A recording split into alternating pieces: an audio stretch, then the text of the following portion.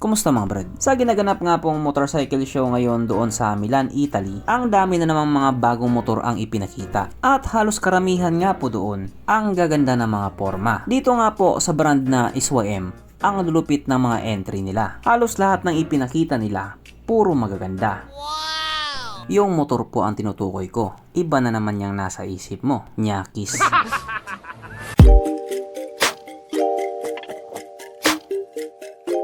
Pero syempre bago tayo magpatuloy, kung bago ka pa lamang napadpad dito sa aking walang kwentang channel, huwag ka na mag-subscribe.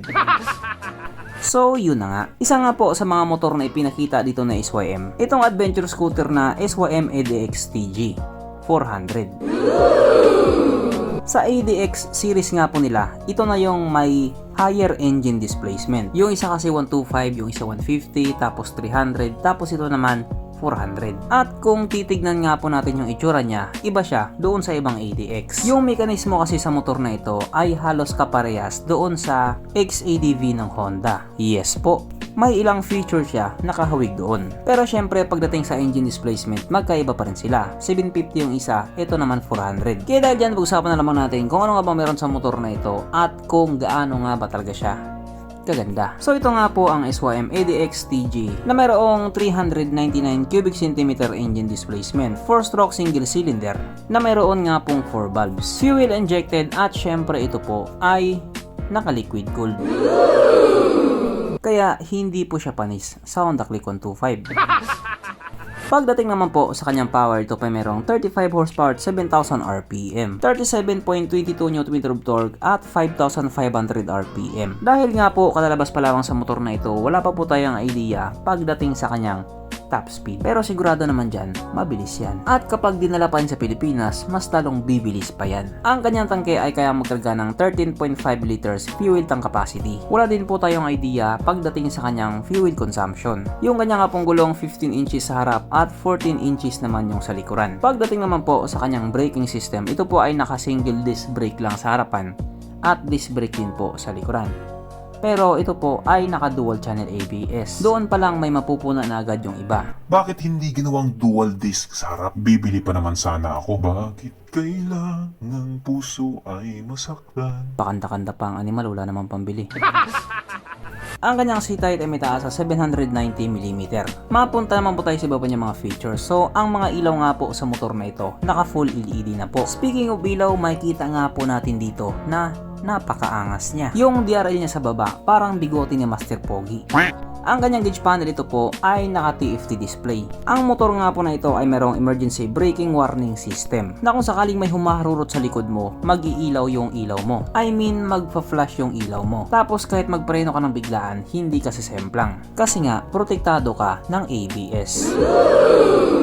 Siyempre, meron din po itong TCS or Traction Control System na just in case nga po dumaan ka sa isang kurbada at madulas na kalsada, kusa nga pong mag-adjust yung likod, mali. Kusa nga pong mag-a-adjust yung gulong mo sa likuran para hindi ka sumemplang. Wow! Siyempre, hindi mawawala sa motor na ito ang kanyang USB charging port na para kahit saan ka nga po magpunta, hindi ka na mangangamba na baka malubat yung cellphone mo. Kasi nga, manonood ka pa ng Cornhub. Katulad nga po doon sa Honda XADV 750, dekade na din po ito na gumagamit nga po ng independent swing arm. Wow! Kaya yung CVT niya doon nakatago sa loob. Pero ito, hindi mo na kailangang itago sa loob sapagkat nandito na nga po tayo sa exciting na part, ang kanyang mga suspension. So sa harapang bahagi nga po, ito ay ginamitan ng upside down fork at sa likuran naman ito po ay gumagamit ng monoshock na ayon nga po sa mga taong nakagamit sa motor na ito, maganda ang bounce.